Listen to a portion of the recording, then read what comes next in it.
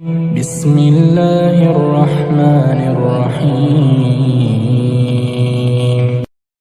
حميم. تنزيل الكتاب من الله العزيز الحكيم.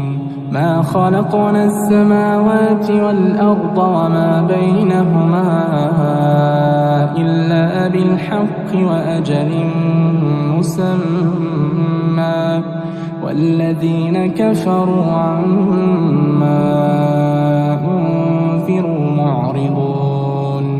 قل أرأيتم ما تدعون من دون الله أروني ماذا خلقوا من الأرض أم لهم شرك في السماوات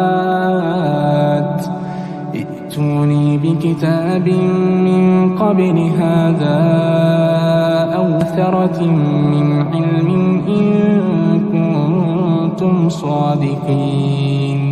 ومن أضل ممن يدعو من دون الله من لا يستجيب له إلى يوم القيامة ومن أضل ممن يدعو من دون الله من لا يستجيب له إلى يوم القيامة وهم عن دعائهم غافلون. وإذا حشر الناس كانوا لهم أعداء وكانوا بعبادتهم كافرين.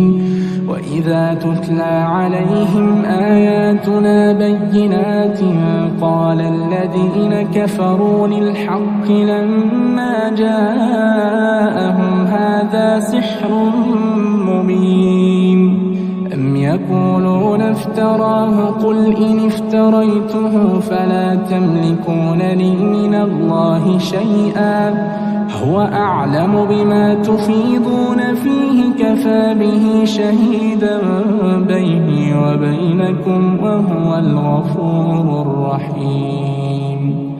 قل ما كنت بدعا من الرسل وما أدري ما يفعل بي ولا بكم إن أتبع إلا ما يوحى إلي وما أنا إلا نذير مبين. قل أرأيتم إن كان من عند الله وكفرتم به وشهد شاهد من بني إسرائيل على مثله فآمن واستكبرتم إن الله لا يهدي القوم الظالمين.